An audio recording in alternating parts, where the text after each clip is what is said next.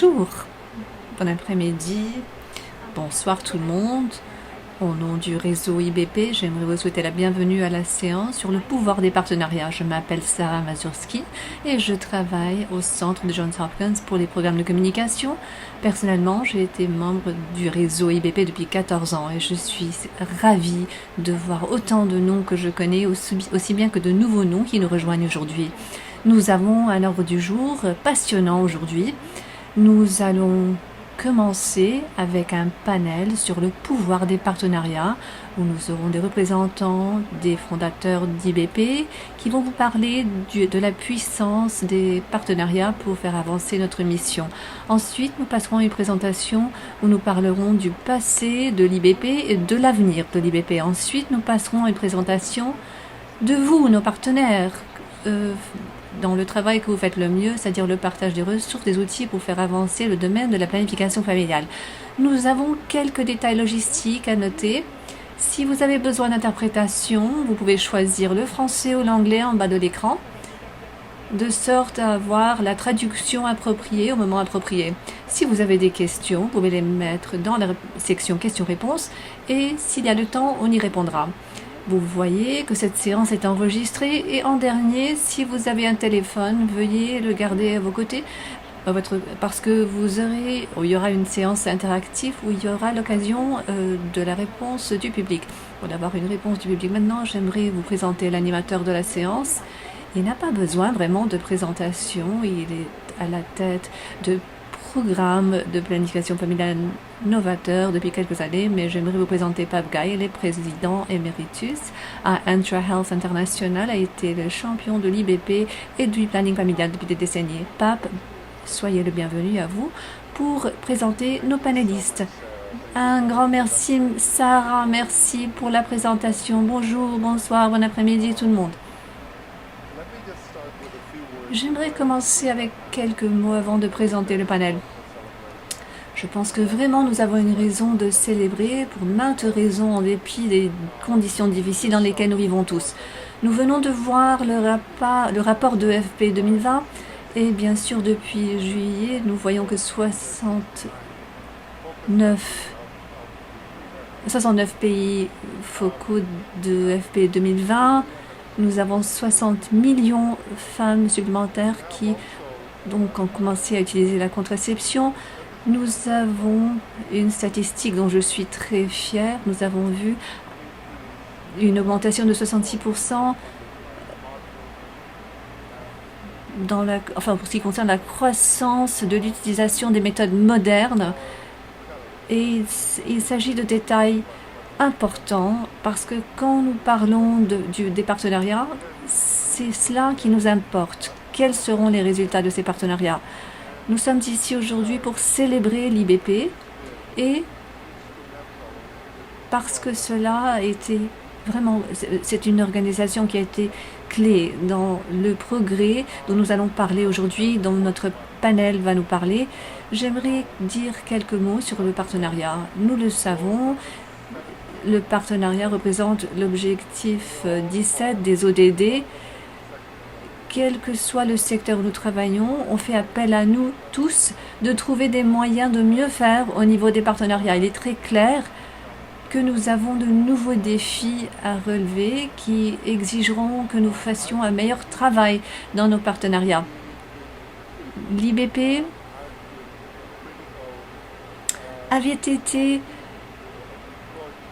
une méthodologie, une approche critique pour nous rassembler, pour continuer notre apprentissage. Alors, en passant par ce panel, j'aimerais nous inviter tous à réfléchir aussi à ce que nous allons garder, ce que nous allons changer, ce que nous allons améliorer. Parce que nous avons de nouveaux défis et de nouvelles opportunités. Mais ce que j'aimerais dire au sujet des défis, le plus grand étant grâce à la Covid, c'est de maintenir les gains que nous avons réalisés. Malheureusement aussi, il faut que nous trouvions des façons d'élargir le cadre ou l'attente, parce qu'un des grands obstacles auxquels nous sommes confrontés à l'avenir, c'est les personnes qui ne sont pas encore convaincues. Les personnes qui disent oui de la tête quand nous parlons. Il faut vraiment rassembler plus de personnes à la table et essayer de convaincre ces personnes-là. Et parmi les nouvelles opportunités, bien sûr, il y a la jeunesse, l'investissement dans les jeunes. Nous avons la technologie et avec cela, toute une gamme de nouveaux acteurs qui ont embrassé ce domaine du développement, surtout nos amis, les entrepreneurs sociaux. Aussi, nous devons tous travailler dans un nouveau monde avec de nouvelles réalités. La conversation au sujet du racisme systémique aux États-Unis, une conversation élargie mondiale sur la décolonisation de la santé mondiale, c'est une réalité et nous avons créé de nouvelles plateformes pour que l'on pense au partenariat. Je vais donc présenter notre premier panel, les premiers panélistes, mais je voulais inviter nos panélistes en faisant leur remarque de réfléchir à cela parce que le nouvel agenda est vraiment un agenda d'accélération parce que nous ne pouvons pas nous permettre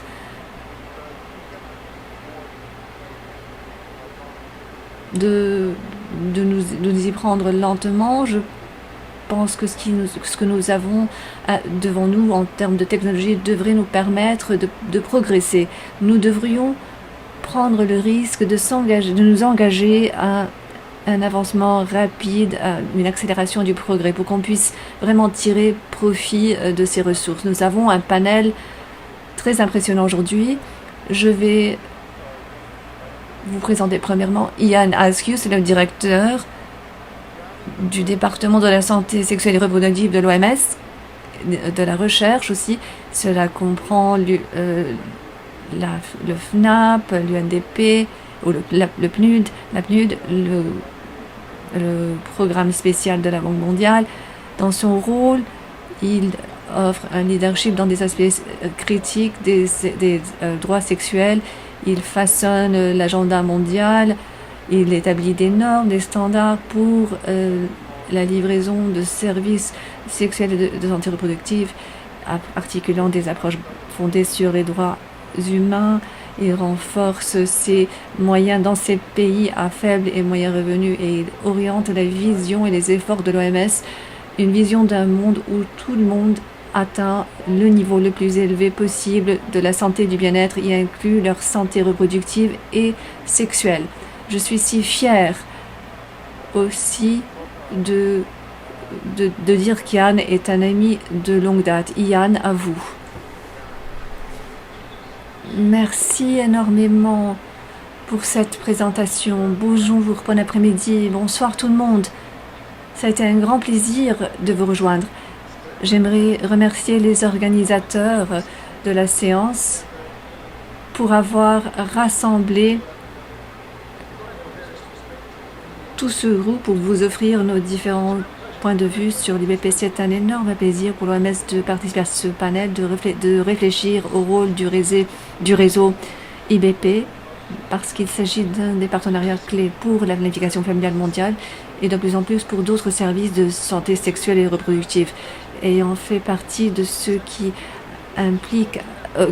participent à l'IBP depuis son inception, j'ai pu témoigner de sa résilience, de sa force au cours des années. C'est vraiment un partenariat renforcé à l'OMS. C'est vraiment un honneur de recevoir ce groupe si impressionnant. Nous sommes si heureux de pouvoir offrir une plateforme à l'IBP. Le directeur général, le Dr Tedros, nous dit que nous avons le mandat d'offrir un leadership mondial de sorte à ce que toute femme partout puisse avoir le droit humain et atteindre donc le niveau le plus élevé de sa santé en général, de sa santé reproductive et sexuelle. Nous offrons des services de santé qui sont fondés sur les meilleures preuves probantes. Nous travaillons sur la production de nouvelles preuves de ce qui fonctionne par le biais de systèmes de santé primaire pour que tous les individus puissent accéder aux services dont ils ont besoin. En étant donc les hôtes du réseau IBP, nous avons donc un lien à un réseau d'organisations qui sont vraiment des parties intégraux de leurs systèmes de santé nationaux et qui offre toute une gamme de services dans ce domaine des droits et de la santé reproductive et donc et sexuelle. Et cela permet à ces organisations d'offrir des services sûrs et nécessaires. Aussi, nous demandons des retours de commentaires critiques des partenaires IBP quant à leur expérience dans l'utilisation de notre orientation pour qu'on puisse continuer d'améliorer cette orientation.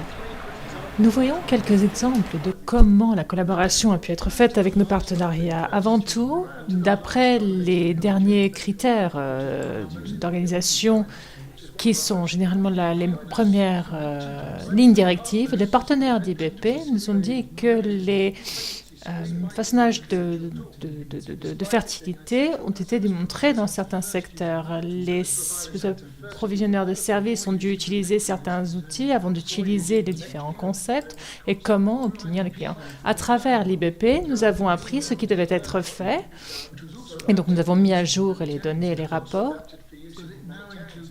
pour que maintenant nous puissions avoir des examens de grossesse, les rendant beaucoup plus efficaces dans l'élaboration. Un deuxième exemple, en 2018, nous avons inauguré un programme en Inde qui continue à soutenir la jeunesse. Le sondage en 2020 pour les membres de l'IBP a démontré que ce programme était le plus utilisé, surtout auprès des partenaires IBP. Environ 70% ont répondu avoir utilisé ces programmes de planning familial régulièrement.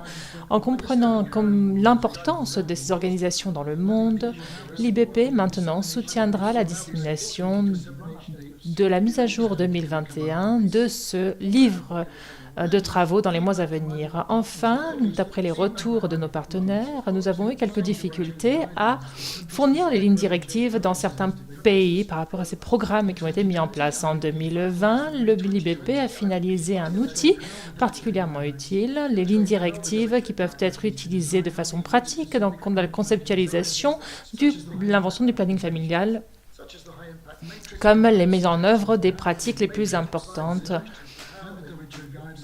Et d'après les lignes directives qui ont été mises en place, nous pouvons les utiliser ensemble. Le plaidoyer, le design du programme, les références du programme et surtout lors des formations.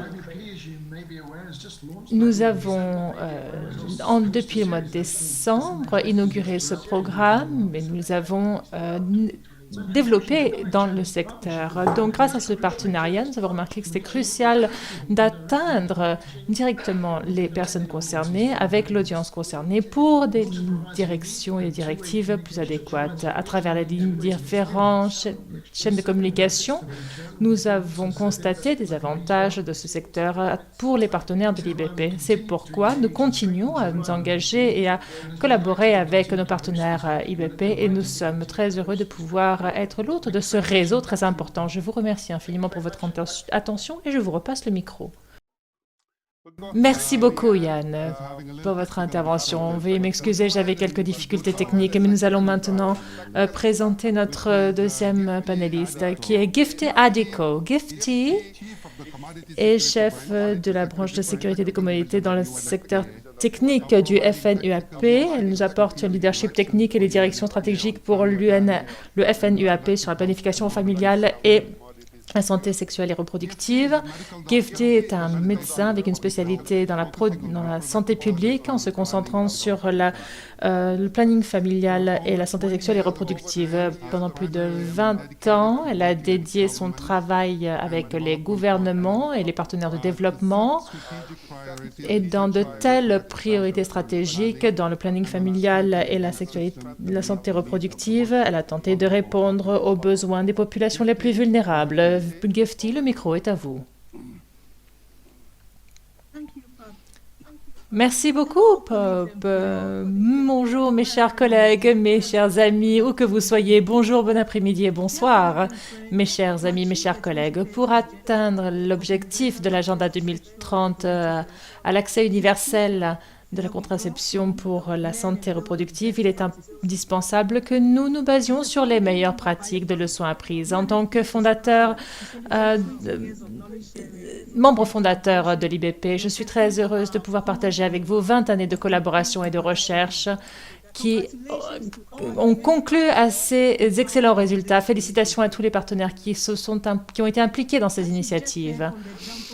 Comme nous l'avons suggéré dans les exemples partagés, l'IBP a tenté à aider à réduire l'écart qui a été généré au niveau mondial, et grâce à ces connaissances partagées, nous a permis d'améliorer la planning familiale sur le terrain. De façon plus importante, l'IBP a également aidé à créer cette plateforme pour mettre en œuvre des plateformes de partage pour partager les leçons apprises et mettre en place, exécuter les leçons, les meilleures pratiques.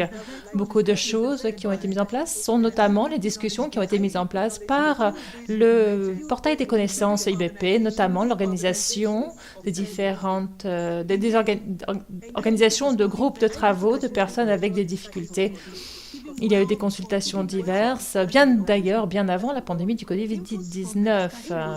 Suite aux discussions, nous avons été capables de créer donc les discussions du FNUEP pour aider notamment la santé reproductive aux personnes à mobilité réduite. Suite à la conférence de 2008, notamment les membres de l'IBP non seulement ont aidé à identifier les failles, mais ont permis aussi d'adapter les différentes stratégies pour les personnes à mobilité réduite en créant des programmes de surveillance et d'évaluation. Ces principes ont été développés alors que nous adoptons et que nous développons les lignes directives dans la programmation pour que personne ne soit laissé pour compte.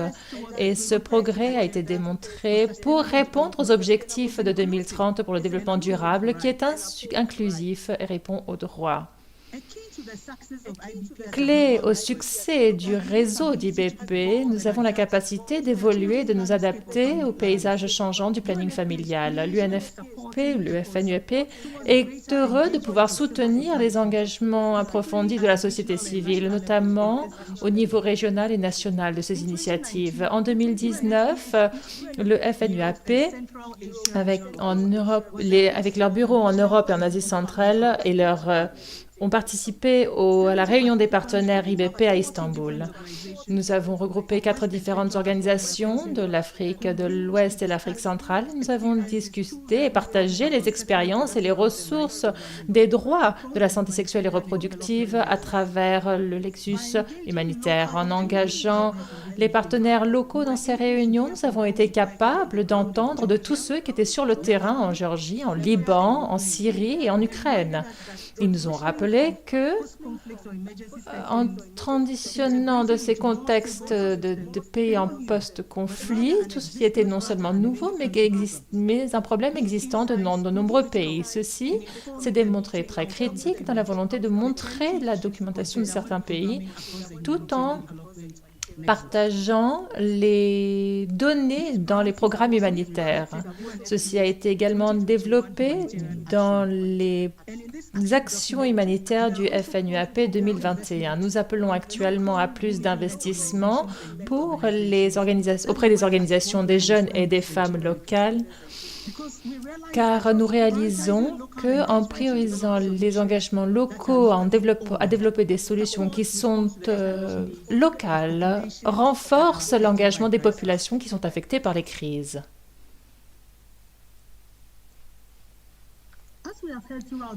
Alors que nous avançons dans ce forum, nous souffrons des défis de la pandémie de la COVID-19.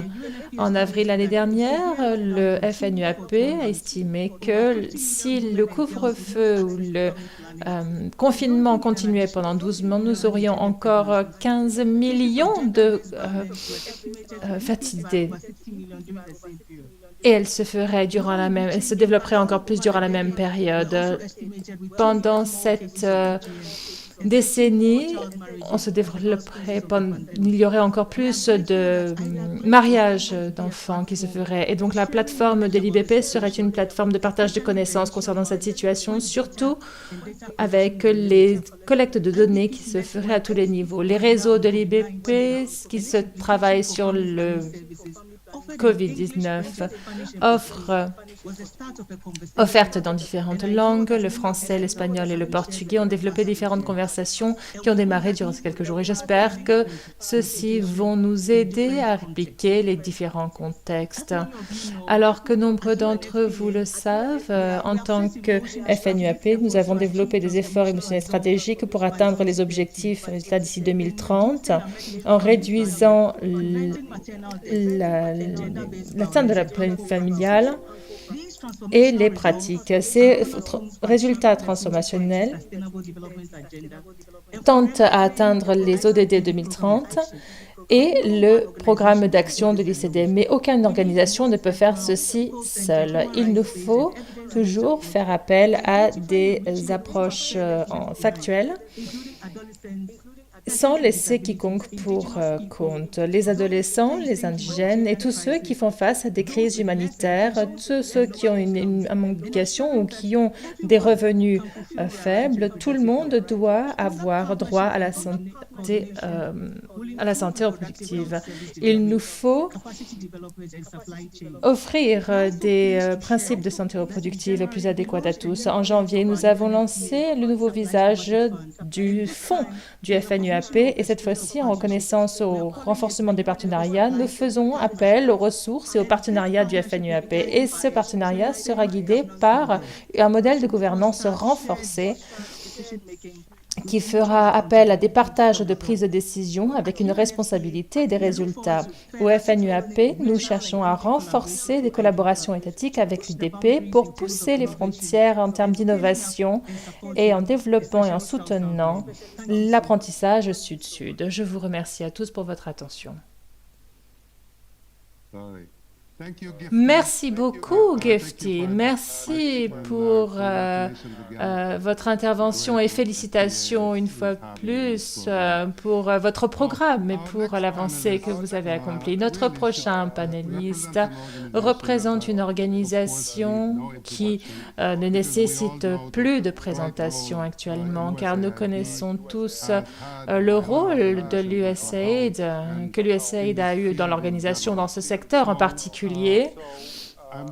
Je suis très heureux de pouvoir présenter Alan Starbird. Alan est le directeur de USAID pour la population et la santé reproductive. Elle offre un leadership de haut niveau dans l'agenda de la santé reproductive, dans son portefeuille, qui a une grande valeur avec des fonds de plus de 600 millions de dollars annuellement. Elle a plus de 25 années d'expérience dans la planification de ces projets de planning familial et de santé reproductive. Hélène, le micro est à vous. Merci beaucoup. Bonjour, bon après-midi et bonsoir à tous. Merci, Pop, pour cette présentation et merci à tout le réseau du IBP de m'avoir invité ici aujourd'hui pour partager avec vous l'appréciation de ce travail que nous avons accompli ensemble. C'est un honneur de pouvoir féliciter l'IBP à 25 années de travail ensemble. Alors que nous sommes le donateur le plus important dans le planning familial et la santé reproductive, nous reconnaissons le partenariat. Nous l'avons beaucoup entendu durant ce webinaire et nous sommes des fondateurs très fiers du réseau IBP. IBP a été instrumental à rassembler des partenaires divers avec différentes perspectives pour renforcer des espaces factuels dans la programmation de ce planning familial. Nous disons qu'à l'IBP, nous avons une vision partagée de développer des partenariats locaux.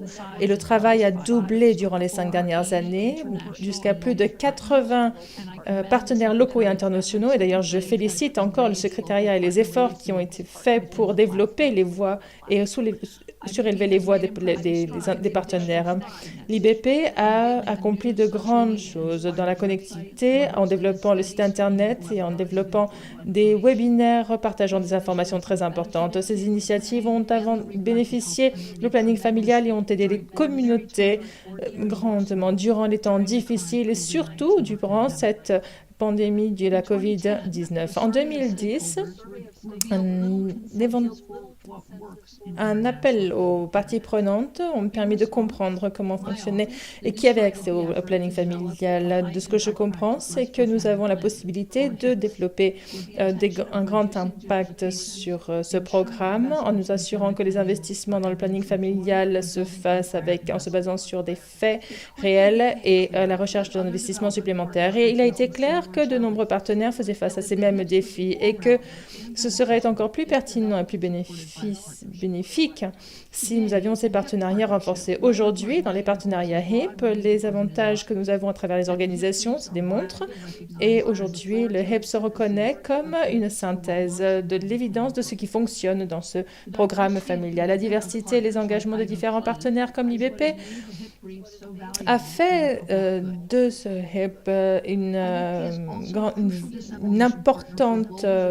un important programme pour la communauté. Elles ont été jointement développées par l'OMS et l'USAID. Ces outils ont aidé les approvisionneurs de santé à développer les paniers de planning familial en offrant des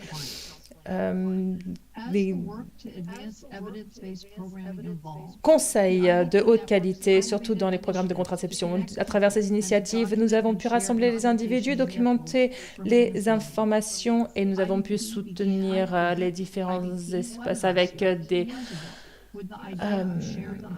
exemples et des leçons apprises. Les webinaires qui ont été organisés nous apportent une plateforme de grande valeur pour pouvoir partager la mise en œuvre de leurs expériences avec des milliers de partenaires. La capacité d'IBP de pouvoir rassembler des centaines de personnes en même temps à travers les webinaires est bien connue. Et la popularité de ces webinaires est un testament de la réputation de ces réseaux comme une plateforme neutre pour les informations importantes.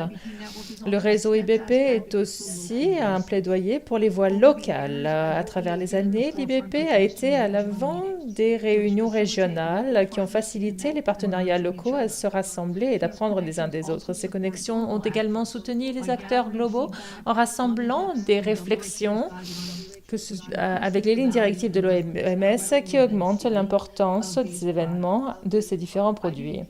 L'IBP a de façon continue accru le partage de l'information qui permet donc une meilleure accessibilité. Par exemple, les discours et les documents sont disponibles en français, en espagnol et en portugais, qui n'est pas à sous-estimer. Et de plus, nous avons la capacité de traduire chaque document dans chaque langue. Le HIP est devenu un bien public dans cette communauté. Nous sommes très reconnaissants de la contribution de l'IBP d'avoir rendu tout cela accessible. Dans la nouvelle administration américaine, et alors que nous avançons vers une nouvelle décennie et que nous avons accompli la vision de la communauté 2020 pour le planning familial, nous faisons appel à ces voix locales qui seront critiques. Le réseau IBP a fait des contributions critiques importantes dans ces deux efforts et sont un partenaire important alors que nous allons de l'avant. Je vous remercie pour votre attention. Merci Hélène. Notre dernier panéliste nous vient des Philippines. Nous devrions reconnaître qu'à cette heure-ci, il est presque minuit. Déjà, notre présentation sera faite par Phila Magnus. Phila est la directrice de communication pour l'Alliance internationale de la jeunesse pour la planification familiale. Elle fait partie du conseil exécutif de Réfugiés Care. C'est une organisation qui travaille avec les familles de réfugiés aussi bien que du conseil consultatif de la jeunesse de Manila. Elle s'assure que les jeunes de tout genre aient l'accès aux ressources et aux connaissances dont ils ont besoin pour prendre des décisions informées, faire des choix informés quant à leur autonomie. Phila, je pense que nous avons des remarques enregistrées. Allons donc vers cette vidéo. Good afternoon. Bonsoir à tous. Merci pour la charmante introduction faite tout à l'heure. Comme vous l'avez tous entendu, je m'appelle Phila Magnus et au nom de l'Alliance internationale des jeunes pour le planning familial, IAF, Je voudrais tout d'abord remercier le réseau IBP d'avoir réuni tant de grands leaders et bien sûr de veiller à ce que les jeunes aient une chance égale de s'exprimer sur cette même plateforme aujourd'hui. Il va sans dire que c'est un honneur pour nous de parler aux côtés des grands du planning familial et du paysage de la santé reproductive qui, sans leur existence et leur partenariat, il est fort probable que notre dossier n'aurait pas atteint la grande trajectoire dans laquelle nous nous sommes trouvés. En tant qu'une des rares organisations mondiales qui existe pour les jeunes et qui est entièrement dirigée par des jeunes, YAP joue un rôle stratégique en élevant la voix des jeunes. Au cœur même de cette stratégie, notre travail repose sur le droit humain fondamental de tous les jeunes à accéder à leur santé, à leurs droits et à la justice en matière de sexualité et de reproduction. Nous tirons parti de l'énergie, de la créativité et de l'expertise des jeunes pour améliorer la défense des droits et établir un programme entièrement dirigé par les jeunes. Avec près de 80 chapitres dans le monde répartis dans une multitude de régions, notre communauté fondée sur des valeurs et notre diversité géographique nous sont positionnés comme un mécanisme de coordination pour la création d'un mouvement mondial en faveur de la santé sexuelle et génétique, des droits et de la justice, marquant ainsi notre entrée parmi les nouvelles organisations du réseau IBP. L'IAF est certainement enthousiaste à l'idée de travailler avec le réseau pour continuer à promouvoir l'engagement des jeunes et à renforcer notre plaidoyer, et en tirant parti de la richesse des ressources que le réseau fournit en termes d'orientation fondée sur des preuves dans le domaine de la planification familiale et de la santé reproductive, et bien plus. Et si je pouvais juste profiter de cette occasion pour être très franche avec vous tous ici aujourd'hui dans une position où les organisations dirigées par les jeunes continuent à lutter pour être vues et avoir une chance équitable de réussir, je dirais que l'une des choses les plus cruciales qui permet à l'IAF de tenir encore plusieurs années est le fait que nous ne sommes pas un produit de nous-mêmes seuls. Les partenariats et la création de coalitions ont fait partie de la méthode d'IAF pour apporter des changements transformationnels et sans cela, nous savons qu'il ne peut y avoir de véritable progrès. Prenons par exemple notre partenariat avec le Population Reference Bureau, PRB, qui a conduit au succès de notre projet de plaidoyer fondé sur les données probantes qui en est maintenant à sa 4e année et où nous nous concentrons maintenant sur les efforts soutenus d'amélioration de la mise en œuvre des politiques de planning familial existantes, en particulier celles qui soutiennent l'accès et l'utilisation de la contraception par les jeunes, ainsi que sur la génération de nouveaux financements et engagements politiques pour le planning familial en réponse au plaidoyer fondé sur des données probantes dans 5 pays d'Afrique. Bien que nous soyons fiers de l'excellence de notre jeunesse, nous savons que nous ne serions pas là où nous sommes aujourd'hui sans le soutien de notre partenaire. Si notre réseau et les partenaires que nous avons sur le terrain sont si variés et diversifiés, c'est parce que nous avons compris que les nuances de l'expertise et des besoins de la santé mondiale et, par extension, du domaine de la santé et des droits sexuels et reproductifs et de la justice ne peuvent être traitées par une approche généralisée. Il n'y aura jamais de chaussures uniques qui conviennent à tous. S'il y a une chose que je vous prie de ne pas oublier, c'est ceci. Le travail que nous faisons n'est pas une compétition. Chacun d'entre nous et les très nombreuses organisations et mouvements que nous représentons, nous avons chacun notre propre ensemble de compétences, de forces et de priorités. Et pourtant, aucun d'entre nous n'est sans faille ou sans défaut, ni doté d'astuces pour ne jamais échouer. Quelle est donc la réponse exacte? Eh bien, quelle meilleure réussite que d'avoir des partenaires qui comblent les lacunes que nous ne sommes pas en mesure de combler nous-mêmes. Ce n'est pas un secret pour quiconque que nombre d'entre nous pourraient très bien manquer de ressources et sont probablement en concurrence pour les mêmes canaux de financement, surtout en période de pandémie où les priorités mondiales ont changé. Mais imaginez combien notre impact serait plus important si nous pouvions compter, travailler et collaborer les uns avec les autres. Nous pouvons tous emprunter des chemins différents, mais nos destinations, au bout du compte, sont très semblables. Nous voulons tous un meilleur avenir, une meilleure réalité et un monde meilleur pour tous, partout. Dans un nouveau monde où les liens et le changement ne sont plus ce qu'ils étaient, le réseau IBP nous offre la possibilité de continuer à relier les points et de tirer des leçons qui nous permettront de progresser dans notre travail. L'IAF a beaucoup à offrir pour informer et diriger les travaux de l'IBP et nous sommes certainement désireux de jouer un rôle clé dans la nouvelle structure et gouvernance du réseau. Je dirais donc qu'il faut tirer parti des plateformes que nous a fourni la plateforme de l'IBP et l'utiliser pour notre bénéfice à tous. Je vous remercie. Merci. Merci Phila.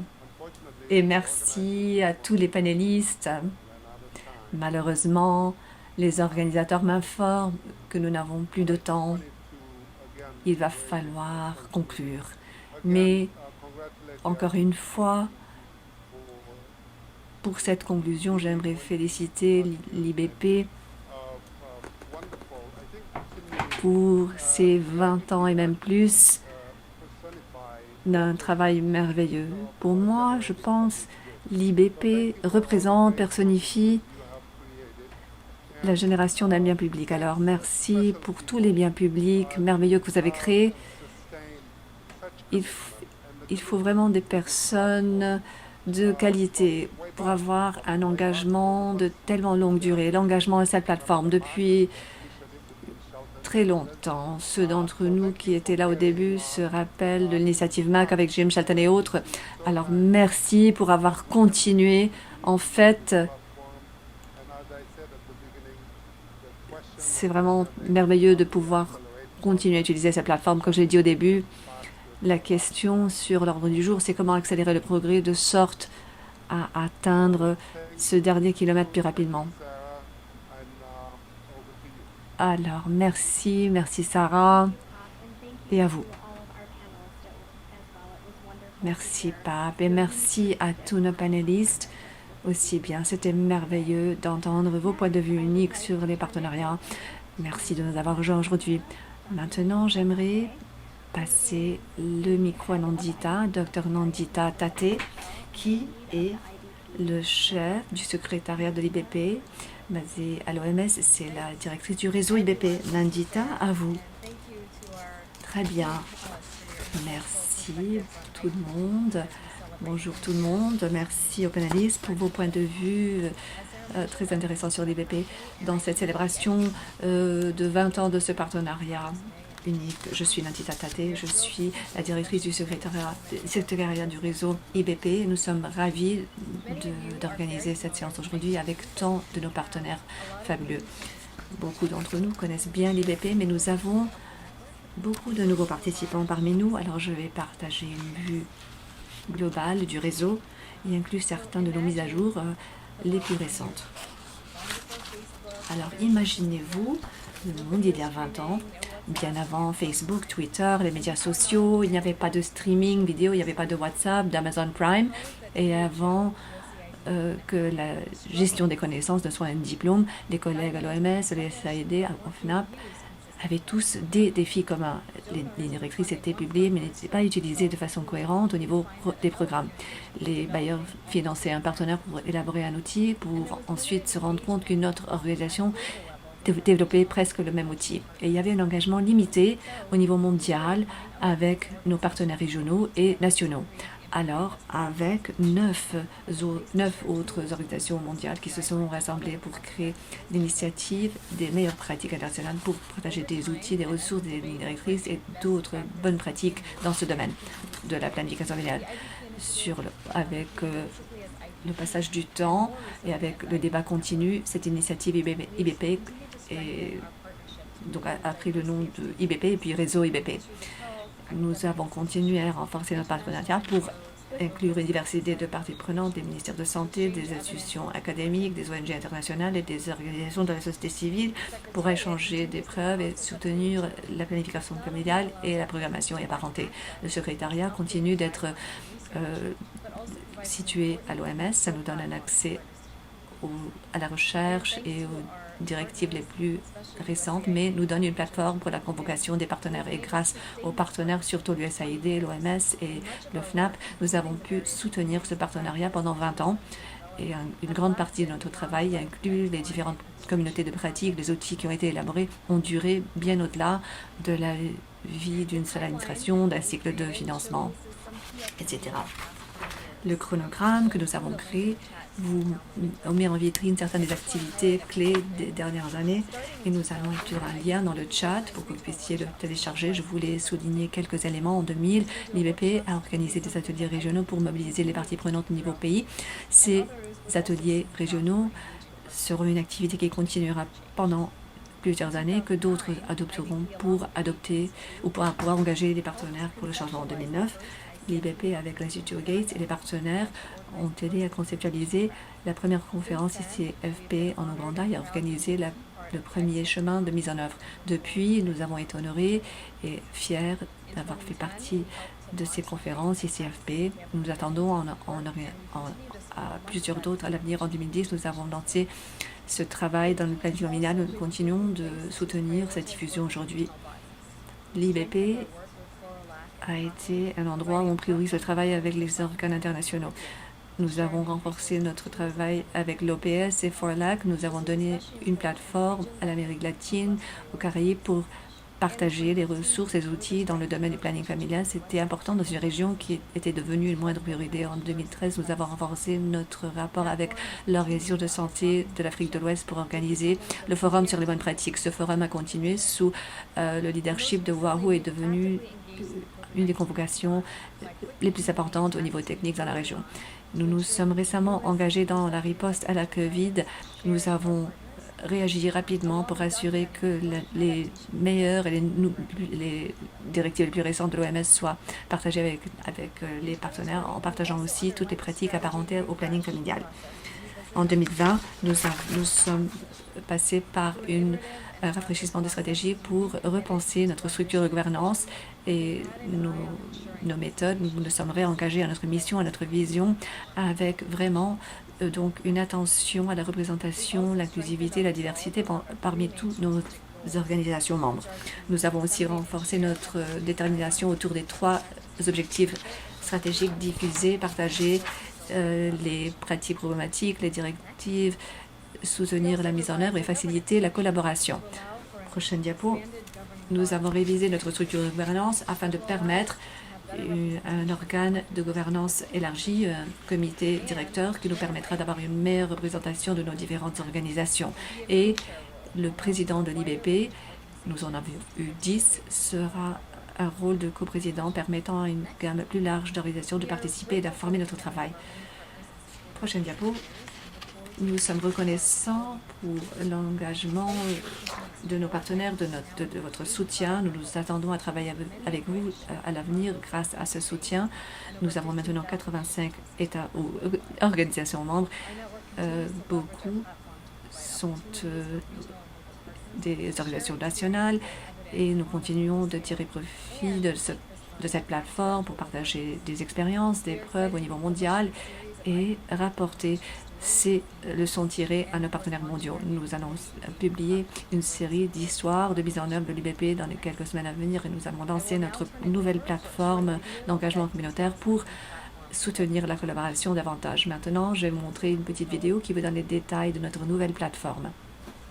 Je m'attends avec impatience de travailler avec vous tous.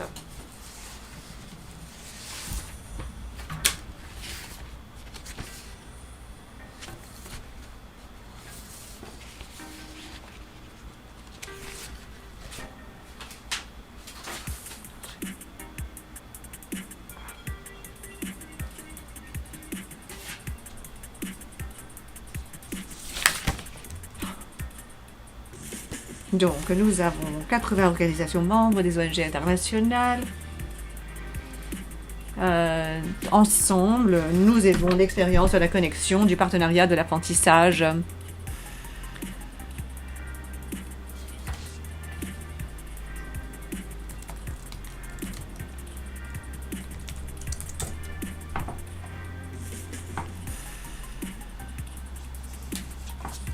IBP connecté. Vous cherchez un contact, un collaborateur ou un donateur travaillant dans l'espace FP SRH. Recherche par nom, lieu, domaine d'intérêt ou organisation. IBP Scale ou échelle. Accéder aux lignes directrices de l'OMS, aux HIP, enregistrement des webinaires et autres ressources. IBP global et local. Soyez informés des événements virtuels et des événements face à face.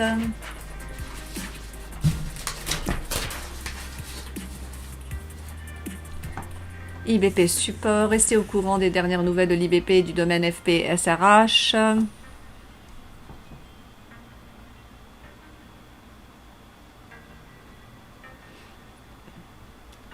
Recevez dans votre boîte de réception un résumé quotidien des principales activités de la plateforme, IBP Share ou Partage,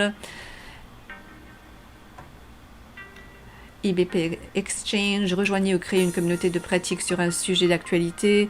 Partagez les connaissances, les idées et les ressources.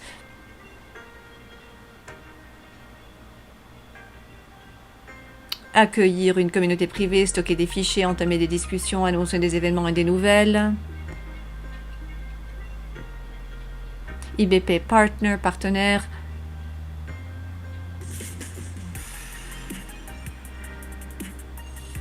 Afficher et consulter les mises à jour en temps réel. Faites savoir aux autres où vous vous trouvez à communiquer et communiquer avec les membres à proximité. Envoyez un message privé aux autres membres. En savoir plus sur les organisations membres du réseau IBP.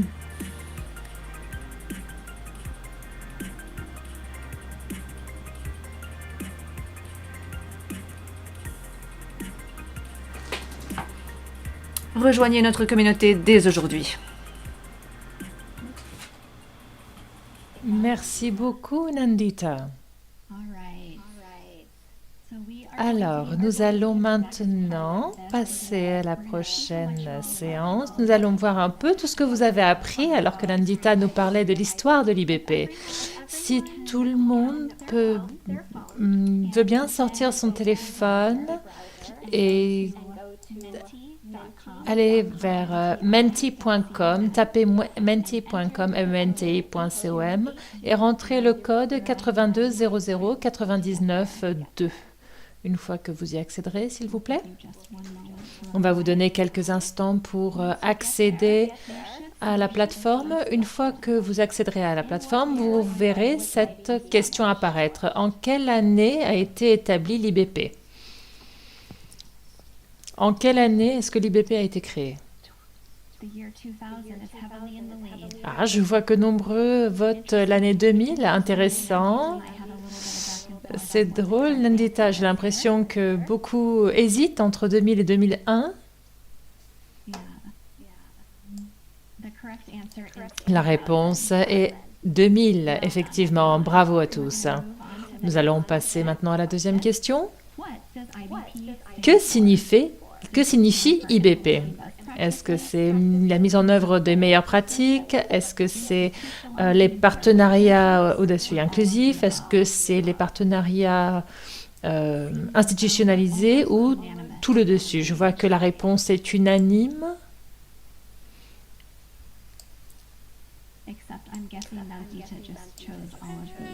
Ou est-ce que c'est Nandita qui a juste choisi et répondu pour tout le monde? Juste pour clarifier, comme je l'ai dit, il y a toujours un grand débat concernant les meilleures pratiques. Il y a quelques années, effectivement, le comité de pilotage a décidé de ne plus l'appeler la mise en œuvre des meilleures pratiques, mais nous l'avons appelé tout simplement IBP, mais en le limitant aux meilleures pratiques, dans la mesure où nous sommes tous sur créativité et partenariat, nous avons tenté de trouver d'autres façons de définir l'IBP en utilisant les termes comme inclusif, partenariat, audacieux, et nous vous encourageons tous d'ailleurs à être très créatifs. En passant à la prochaine question, quelle organisation était le premier président de l'IBP? Alors que Nandita vient de nous faire part de la structure de l'IBP, à votre avis, quelle organisation était le premier président de l'IBP? A présidé l'IBP? Je vois que USAID est en tête. C'est effectivement dans la santé des gens. Je vois pour tous ceux qui ont choisi Engender Health, bravo. USAID était un des membres fondateurs. Notre prochaine question. Lequel des points suivants n'est pas un des objectifs principaux d'IBP? augmentation à l'accès des lignes directives globales, le soutien et la mise en œuvre ainsi que la documentation, ou bien faciliter la collaboration et les partenariats, ou bien développer les nouvelles technologies. Je vois que tout le monde a particulièrement bien écouté cette séance. C'est la bonne réponse. Merci à tous. L'IBP ne se concentre pas sur le développement des technologies biomédicales. Bravo à tous. Super. Et maintenant, Nandita a parlé de ceci. En l'an 2000, lors de l'inception de l'IBP, combien d'organisations ont fait partie de l'IBP dès son inception? Il y a 20 ans. Je vois que, d'accord, vous en avez sélectionné 12 ou 16. Combien? Il y a de l'hésitation. Bravo, la bonne réponse est effectivement 12. Et maintenant, actuellement, en 2021, combien d'organisations sont membres de l'IBP?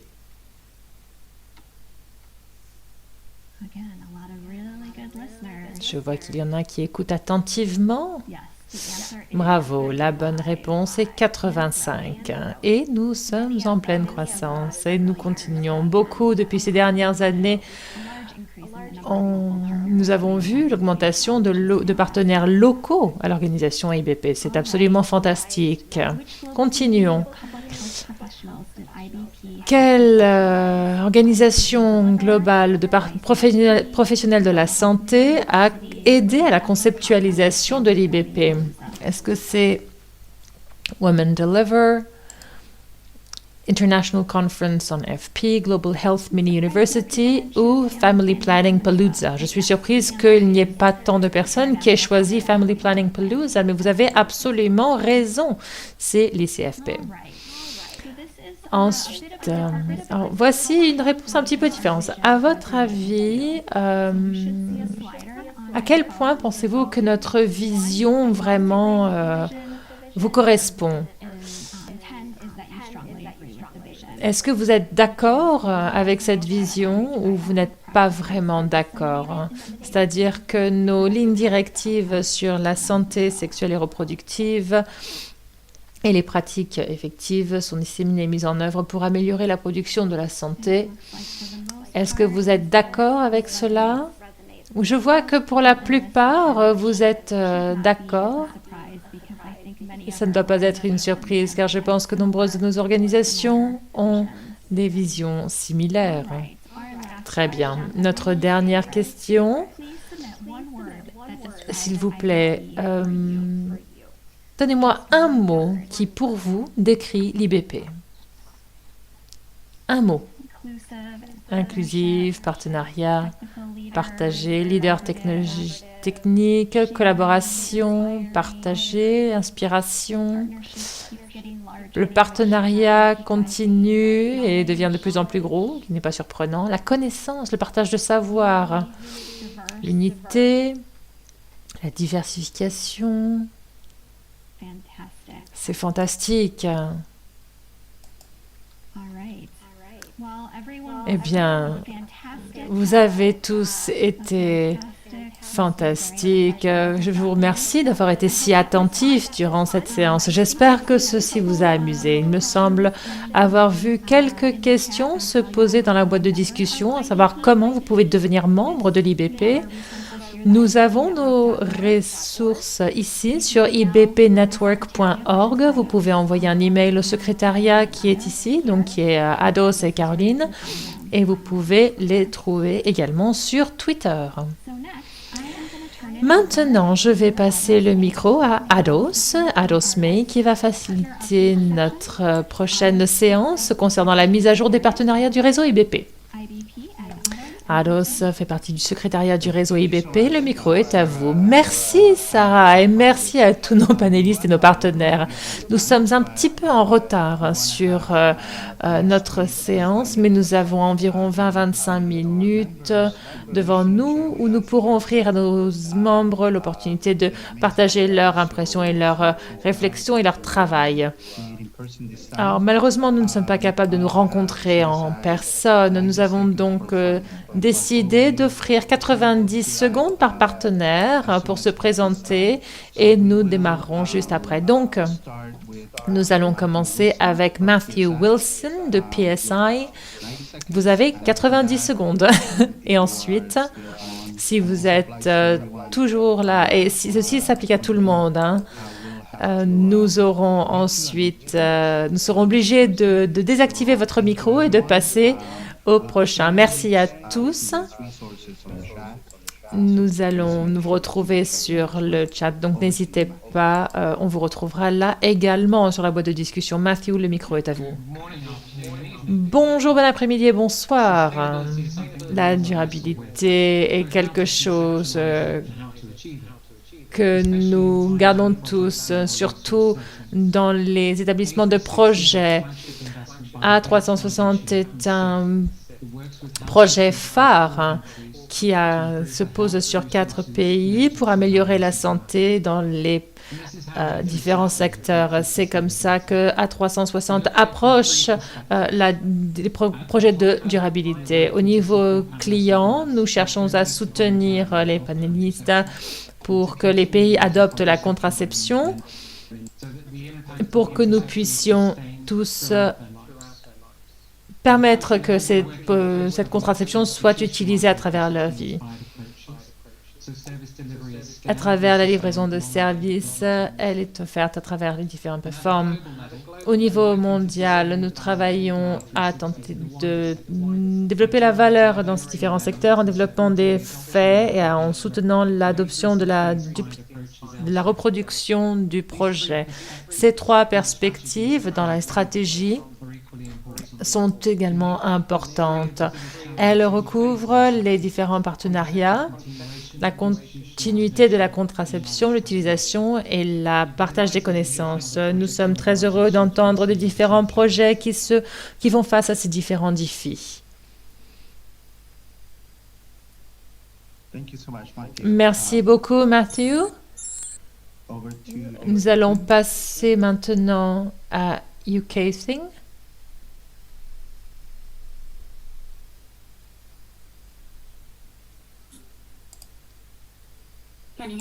Est-ce que vous m'entendez? Super, merci. Merci, Ados. Merci de m'accueillir ici aujourd'hui et félicitations à tous ceux qui sont là. Et félicitations pour ces 20 dernières années. Je m'appelle Caitlin Purcell. Je suis ici pour partager avec vous une invitation au nom du partenariat HIP. Comme Ados l'a mentionné, les projets HIP sont reconnus comme ressources importantes pour notre communauté. Ils sont incroyables et sont un consensus sur l'évidence globale sur les pratiques du planning familial. Ce bien public dépend des contributions et des co-sponsors qui correspondent au réseau IBP et nos partenariats ainsi que les organisations partenaires. Ces partenaires jouent un rôle critique dans le développement, la révision et la dissémination de ces projets. Nous recherchons actuellement des nouveaux partenaires qui travaillent dans la planification familiale et la santé reproductive pour rejoindre ce symbole. Nous avons la capacité de développer des réseaux avec les organisations et les partenariats, des opportunités de servir et autant aux côtés de ces experts techniques qui peuvent offrir des documents mis à jour, mais aussi offrir une visibilité mondiale sur le site Internet qui a plus de 80 000 visiteurs l'année dernière et offrir un accès aux informations HIP à travers des journaux actuels. Les partenaires HIP sont invités à participer aux réunions annuelles qui seront une priorité durant l'année à venir. Notre prochaine réunion de partenaires est prévu le 15 avril. Donc, si vous êtes intéressé de nous rejoindre, contactez-nous à fbhypeimpactpractice.org/contact. Je vous repasse le micro à Ados. Merci. Merci, Caitlin.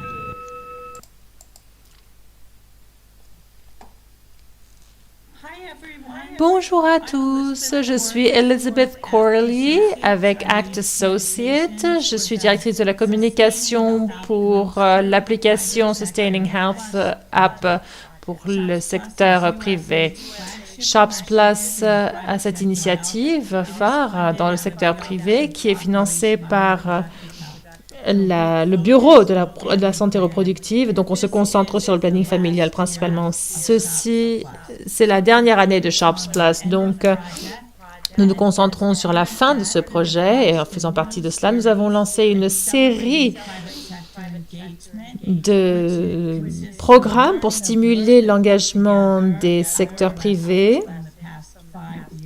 et se baser sur les leçons apprises durant les 5 dernières années. Nous nous basons sur un engagement, une stimulation publique-privée.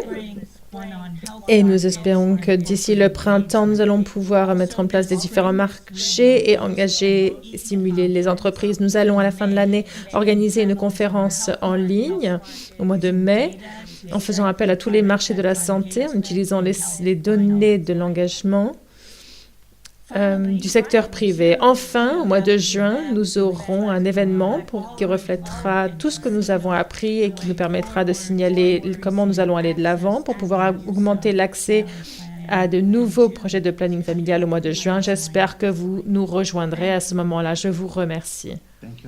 Merci beaucoup. Rita, c'est à vous.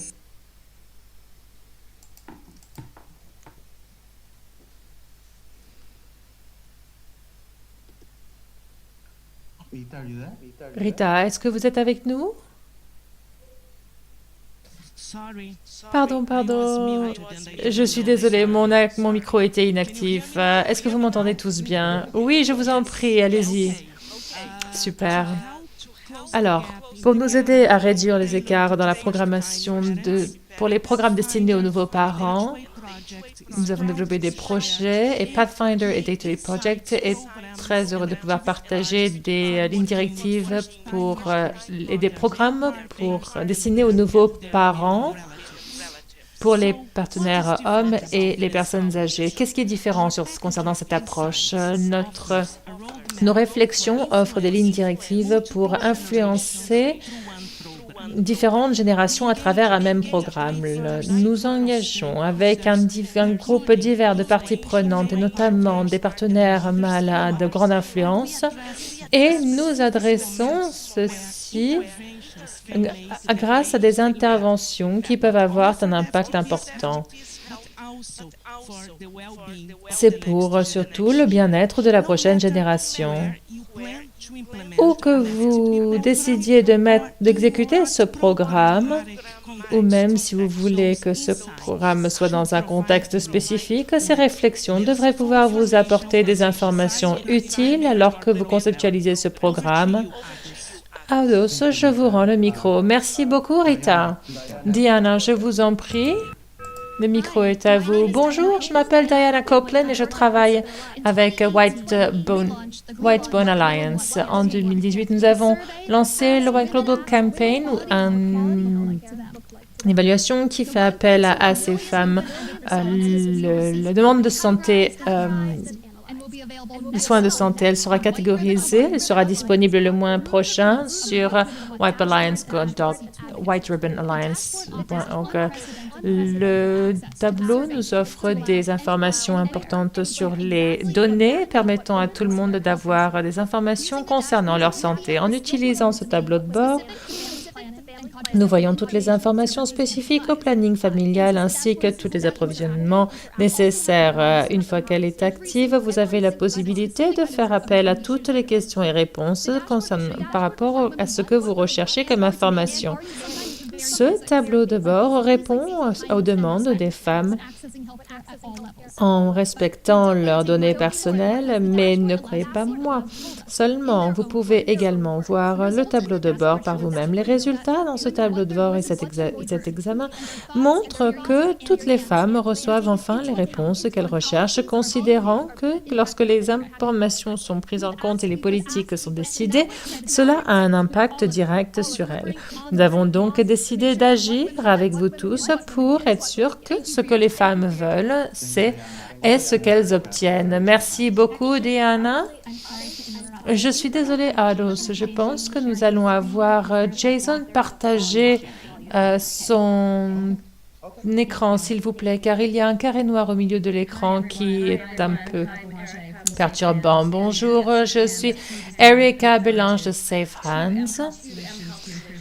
Et nous avons mis en place une application pour améliorer la santé reproductive et le planning familial au England. Nous avons créé une boîte de discussion à travers l'utilisation de la plateforme de l'intelligence artificielle pour atteindre les populations. Alors que vous utilisez cette application sur vos téléphones grâce à des approvisionneurs de renom, celle-ci vous pose des questions sur votre santé. Donc, mais les individus également peuvent poser une question et obtenir une réponse.